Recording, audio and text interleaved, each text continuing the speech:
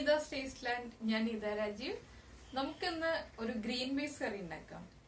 Green peas കറി നമുക്കിപ്പോ ചപ്പാത്തിയുടെയും അപ്പത്തിന്റെയും ഇടിയപ്പത്തിന്റെയും അതുപോലെ തന്നെ പൂരി എല്ലാത്തിന്റെയും കൂടെ കഴിക്കാൻ പറ്റുന്നതാണ്. ഇതിലിപ്പോ നമ്മള് ഗ്രീൻ പീസ് കറി ചെയ്യുമ്പോ ഞാൻ എങ്ങനെയാ ചെയ്യുന്നതെന്ന് വെച്ചിട്ടുണ്ടെങ്കിൽ സവാളയും തക്കാളിയും ഒരുമിച്ച് അരച്ചതിന് ശേഷമാണ് നമ്മൾ കറി റെഡിയാക്കുന്നത്. അപ്പോ സവാള മാത്രം നമ്മൾ അരച്ചെടുക്കാൻ നോക്കുകയാണെങ്കിൽ സവാള അരയാൻ ചെറിയ ബുദ്ധിമുട്ടുണ്ടാവും. നമ്മൾ വെള്ളം ഒഴിച്ചാലേ അരയ്ക്കാൻ പറ്റുള്ളൂ. പക്ഷെ സവാളയും തക്കാളിയും ചേർത്തിട്ട് നമ്മൾ അരച്ചെടുക്കുകയാണെങ്കിൽ വളരെ ഈസി ആയിട്ട് അരച്ചെടുക്കാം. നമ്മൾ കറി റെഡിയാക്കാൻ തുടങ്ങുമ്പോൾ കറി റെഡിയാക്കുന്നതിന് ആദ്യം തന്നെ ഗ്രീൻ പീസ് കുക്ക് ചെയ്യാൻ വെച്ചതിന് ശേഷം നമ്മൾ സവാളയും തക്കാളിയും ചേർത്ത് അരച്ചെടുക്കുക. സവാളയും തക്കാളിയും ചേർത്ത് അരച്ചെടുക്കുമ്പോൾ വെള്ളം ചേർക്കാതെ അരയ്ക്കുക. അതുകൊണ്ടാണ് ഞാൻ പറഞ്ഞത് സവാള അരയാൻ ചെറിയ ബുദ്ധിമുട്ടുണ്ടാവും. പക്ഷെ തക്കാളിയും ഒരുമിച്ച് ചേർത്തിട്ട് അരയ്ക്കുമ്പോൾ വേഗം തന്നെ അരഞ്ഞു കിട്ടും, വെള്ളം ചേർക്കാതെ തന്നെ അരഞ്ഞു കിട്ടും. പിന്നെ ഇപ്പൊ ഞാനിപ്പോ എന്റെ കയ്യിൽ ഫ്രോസൺ പീസാണ് ഉള്ളത്. അത് വെച്ചിട്ടാണ് ഞാനിപ്പോ കറി ചെയ്യാൻ പോകുന്നത്. അതുപോലെ തന്നെ നമുക്ക് ഫ്രഷ് ഗ്രീൻ പീസ് വെച്ചിട്ട് ചെയ്യാം. ഇല്ലാന്നുണ്ടെങ്കിൽ ഡ്രൈ ആയിട്ടുള്ള ഗ്രീൻ പീസ് വെച്ചിട്ടാണ് നമ്മൾ കറി ചെയ്യുന്നതെന്നുണ്ടെങ്കിൽ ഒരു 8 മണിക്കൂർ ഗ്രീൻ പീസ് സോക്ക് ചെയ്തതിന് ശേഷം കുക്ക് ചെയ്യുക. കുക്ക് ചെയ്യുമ്പോൾ കുറച്ച് മഞ്ഞൾപ്പൊടി ചേർത്തിട്ട് കുക്ക് ചെയ്തെടുക്കുക. അങ്ങനെ ആകുമ്പോൾ നമുക്ക് നമ്മുടെ ഗ്രീൻ പീസിലേക്ക് മഞ്ഞൾപ്പൊടിയൊക്കെ നന്നായിട്ട് പിടിക്കും. അപ്പോൾ കുക്ക് ചെയ്ത ഗ്രീൻ പീസ് വെച്ചിട്ട് നമുക്ക് കറി ചെയ്തെടുക്കാം.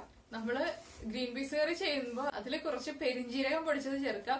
അപ്പൊ എന്താണെന്ന് വെച്ചാൽ നമ്മളിപ്പോ പല കറികളിലും പെരിഞ്ജീരകം ചേർക്കേണ്ടി വരാറുണ്ടല്ലോ. അപ്പൊ കൂടുതലായിട്ട് കുറച്ച് പെരിഞ്ജീരകം പൊടിച്ചു വെക്കുക. ഡ്രൈ റോസ്റ്റ് ചെയ്യാനൊന്നും വേണ്ട, നമ്മൾ ഡയറക്റ്റ് മിക്സിയുടെ ജാറിൽ പൊടിച്ചെടുത്താൽ മതി. ചെറിയ എയർടൈറ്റ് ആയിട്ടുള്ള പാത്രങ്ങളിൽ അടച്ചു വെക്കുകയാണെങ്കിൽ നമുക്ക് പല കറികൾക്കും യൂസ് ചെയ്യാം. പെരിഞ്ജീരകത്തിന്റെ ടേസ്റ്റ് ആണ് നമ്മുടെ ഗ്രീൻ പീസ് കറിക്ക് കൂടുതൽ ടേസ്റ്റ് നൽകുന്നത്. അതുപോലെ തന്നെ പെരിഞ്ജീരകത്തിന്റെ ആ ഒരു അരോമ വരുമ്പോൾ നമ്മുടെ കറിക്ക് നല്ലൊരു സ്മെല്ലും, നമ്മളിപ്പോ ആ കറി റെഡിയാക്കുമ്പോൾ തന്നെ എല്ലാവർക്കും അറിയാൻ പറ്റും ഇങ്ങനെ ഒരു കറി ഇവിടെ റെഡി ആവുന്നുണ്ട് എന്നുള്ളത്. അപ്പൊ അതൊന്ന് ശ്രദ്ധിക്കുക. പെരിഞ്ജീരകം ചേർത്തിട്ട് തന്നെ ഈ കറി ചെയ്ത് നോക്കുക. അപ്പൊ നമുക്ക് എങ്ങനെയാണ് നമ്മുടെ വളരെ സിമ്പിളും അതുപോലെ നല്ല ടേസ്റ്റിയും ആയിട്ടുള്ള ഗ്രീൻ പീസ് കറി ചെയ്യുന്നതെന്ന് നോക്കാം.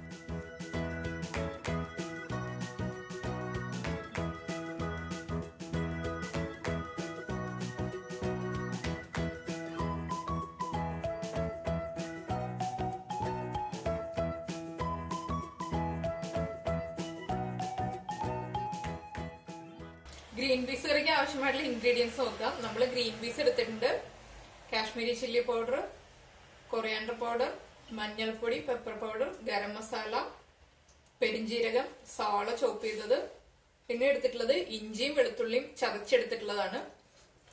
പിന്നെ നമ്മൾ ഒരു ചെറിയ തക്കാളി കട്ട് ചെയ്തെടുത്തിട്ടുണ്ട്. അതിന്റെ സീഡ്സ് റിമൂവ് ചെയ്തിട്ടാണ് തക്കാളി കട്ട് ചെയ്തെടുത്തിട്ടുള്ളത്. 3 പച്ചമുളക്, ഇത് കുറച്ച് കസൂരി മേത്തിയാണ്. ഇത് ഓപ്ഷണലാണ്, ആവശ്യമുണ്ടെങ്കിൽ മാത്രം ചേർക്കുക.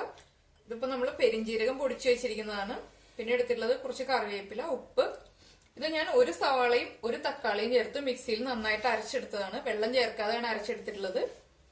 പിന്നെ നമുക്ക് ആവശ്യമുള്ളത് വെള്ളം, വെളിച്ചെണ്ണ. ഇതിപ്പോ ഞാനൊരു 15 അല്ലി വെളുത്തുള്ളി ചതച്ചെടുത്തിട്ടുണ്ട്. അതുപോലെ ഒരു 6 സെന്റിമീറ്റർ വലിപ്പമുള്ള ഒരു പീസ് ഇഞ്ചി ചതച്ചെടുത്തിട്ടുണ്ട്. പിന്നെ ഫ്രോസൺ പീസാണ് എടുത്തിട്ടുള്ളത്. ഇപ്പൊ നമ്മൾ സാധാരണ ഡ്രൈ ഗ്രീൻ പീസാണ് എടുക്കുന്നതെങ്കിൽ സോക്ക് ചെയ്തതിന് ശേഷം ഉപ്പും മഞ്ഞൾപ്പൊടിയും ചേർത്ത് വേവിക്കുക. അതുപോലെ തന്നെ നമ്മൾ തക്കാളിയും സവാളയും ചേർത്ത് അരയ്ക്കുമ്പോൾ വെള്ളം ചേർക്കാതെ അരച്ചെടുക്കണം.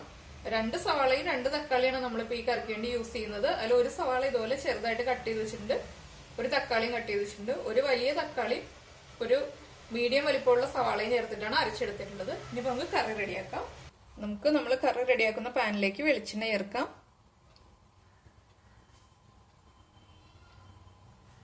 വെളിച്ചെണ്ണ ചൂടായി തുടങ്ങുമ്പോൾ നമ്മളൊരു 1/4 ടീസ്പൂൺ പെരിഞ്ജീരകം ചേർക്കുക.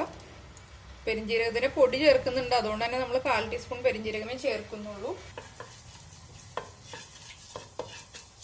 പെരിഞ്ജീരകം ഒന്ന് ചൂടായി വരുമ്പോൾ നമ്മൾ ചതച്ചു വെച്ചിരിക്കുന്ന ഇഞ്ചിയും വെളുത്തുള്ളിയും ചേർക്കുക.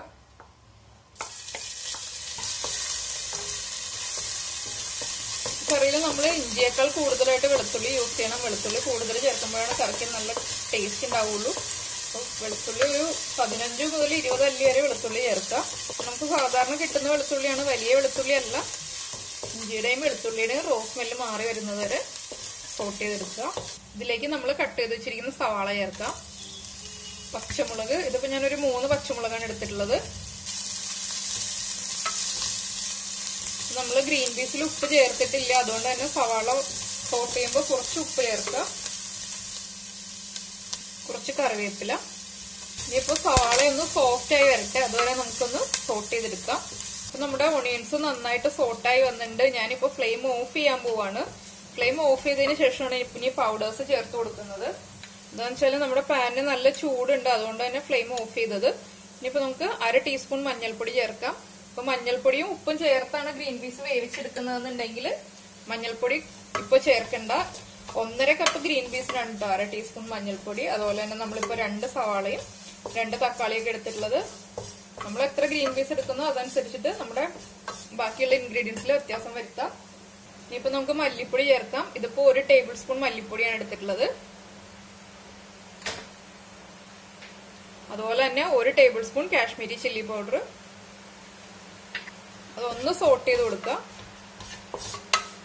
നമ്മുടെ പാനിന്റെ ചൂടിലിരുന്ന് തന്നെ പൊടികളൊന്ന് കുക്കായി വരും. പിന്നെ നമ്മൾ ഫ്ലെയിം ഓൺ ചെയ്യുമ്പോൾ ബാക്കിയുള്ളത് കുക്ക് ആയിക്കോളും. ഇതിലേക്ക് 1/2 ടീസ്പൂൺ കുരുമുളക് പൊടി ചേർക്കാം. 1/2 ടീസ്പൂൺ ഗരം മസാല. ഇനി നമുക്ക് ഫ്ലെയിം ഓൺ ചെയ്യാം. ഫ്ലെയിം ഓൺ ചെയ്തതിന് ശേഷം ലോ ഫ്ലെയിമിൽ വെക്കാം. ഇപ്പൊ നമ്മള് കുക്ക് ചെയ്ത് കഴിയാറാവുമ്പോൾ പെരിഞ്ജീരകത്തിന്റെ പൊടി ചേർക്കുന്നുണ്ട്. അതുകൊണ്ടാണ് ഗരം മസാല കുറച്ച് ചേർക്കുന്നത്. നമ്മുടെ ഇഷ്ടത്തിനനുസരിച്ചിട്ട് ഗരം മസാല ചേർക്കാം. പെരിഞ്ജീരകത്തിന്റെ അളവ് തീരുമാനിക്കുക. അതൊക്കെ നമ്മുടെ പേഴ്സണൽ ചോയ്സ് ആണ്.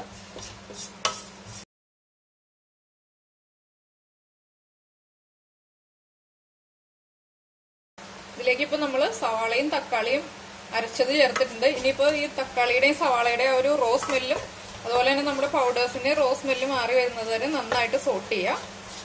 നമ്മുടെ ഒണിയൻസും അതുപോലെ തന്നെ ടൊമാറ്റോയുടെ ഒണിയന്റെയും പേസ്റ്റും നമ്മുടെ പൗഡേഴ്സും എല്ലാം ചേർന്ന് നന്നായി കുക്കായി വന്നിട്ടുണ്ട്. റോ സ്മെല്ലൊക്കെ മാറി വന്നു. ഇനിയിപ്പോ നമുക്ക് ഇതിലേക്ക് കുറച്ച് കസൂരി മെത്തി ചേർക്കാം. വളരെ കുറച്ച് കസൂരി മെത്തിയെ ഞാൻ ചേർക്കുന്നുള്ളൂ. ഇത് ഓപ്ഷണലാണ്. ഒന്ന് കയ്യിൽ വെച്ചിട്ട് പതുക്കെ ഒന്ന് തിരുമിയതിന് ശേഷം ഇട്ട് കൊടുക്കാം. ആവശ്യമുണ്ടെങ്കിൽ ചേർത്താൽ മതി. കസൂരി മെത്തിയുടെ ടേസ്റ്റും ഫ്ലേവറും ഒക്കെ ഇഷ്ടമാണെങ്കിൽ ചേർക്കാം. അതിനുശേഷം കുറച്ച് വെള്ളം ചേർത്ത് കൊടുക്കാം. നമുക്ക് ഗ്രീൻ പീസ് കറിക്ക് എത്ര ഗ്രേവി വേണോ അതനുസരിച്ചിട്ട് വെള്ളം ചേർത്ത് കൊടുക്കാം. അപ്പൊ നമ്മള് പുട്ടിനൊക്കെയാണ് ഗ്രീൻ പീസ് കറി എടുക്കുന്നതെങ്കിൽ കുറച്ച് ലൂസ് ആയിട്ടുള്ള ഗ്രേവി ആക്കി എടുക്കുക. പിന്നെ നമ്മുടെ ഈ ഗ്രേവിയിൽ കിടന്നിട്ട് കുറച്ച് സമയം ഗ്രീൻ പീസ് ഒന്ന് കുക്ക് ആവണം. അപ്പോൾ ഗ്രേവി ഒന്ന് തിക്കായി വരും. ഒണിയനും ടൊമാറ്റോയും അരച്ച് ചേർത്തില്ല എന്നുണ്ടെങ്കിൽ നമ്മുടെ കറിക്ക് കുറച്ച് തിക്നെസ് വരാൻ വേണ്ടിയിട്ട് നമ്മൾ കാഷ്യൂനട്ട് അരച്ച് ചേർക്കേണ്ടി വരും. അപ്പൊ അത് കാഷ്യൂനട്ട് ചേർക്കണ്ടല്ലോ എന്ന് വെച്ചിട്ടാണ് ഞാനിപ്പോ ഇങ്ങനെ ചെയ്യുന്നത്. അപ്പൊ കാഷ്യൂനട്ട് അരച്ച് ചേർക്കുക. അതുപോലെ തന്നെ തേങ്ങ അരച്ച് ചേർക്കാം. ഏത് രീതിയിലാണെങ്കിലും ചെയ്യാം. ഇനിയിപ്പോ ഇതൊന്ന് തിളച്ചു വരട്ടെ. തിളച്ചു വരുമ്പോൾ നമുക്ക് ഗ്രീൻ പീസ് ആഡ് ചെയ്യാം. നമ്മുടെ ഗ്രേവി തിളച്ചു തുടങ്ങിയിട്ടുണ്ട്. നമുക്ക് ഇതിലേക്ക് ഗ്രീൻ പീസ് ചേർക്കാം. ഗ്രീൻ പീസ് ഇനി ഗ്രേവിയിൽ കിടന്ന് ഒന്ന് കുക്കായി വരണം. അപ്പൊ നമ്മുടെ ഗ്രേവി നന്നായിട്ട് റെഡ്യൂസ് ആവും, നന്നായിട്ട് തിക്കാവും. അതനുസരിച്ച് നമ്മൾ വെള്ളം ചേർക്കുക. ഗ്രീൻ പീസിൽ നമ്മൾ ഉപ്പ് ചേർത്തിട്ടില്ല, അതുപോലെ തന്നെ മഞ്ഞൾപ്പൊടി ചേർത്തിട്ടില്ല. നമ്മുടെ ഈ മസാല മുഴുവനും ഗ്രീൻ പീസിലേക്ക് നന്നായി പിടിച്ചു വരണം. അതുവരെ നമുക്ക് കുക്ക് ചെയ്യാം. അപ്പൊ നമുക്ക് ഗ്രീൻ പീസിന് ആവശ്യമായിട്ടുള്ള ഉപ്പ് ചേർക്കാം. നമ്മൾ നേരത്തെ ഒണിയൻ സോട്ട് ചെയ്തപ്പോൾ ഒണിയന് മാത്രം ആവശ്യമായിട്ടുള്ള ഉപ്പാണ് ചേർത്തത്.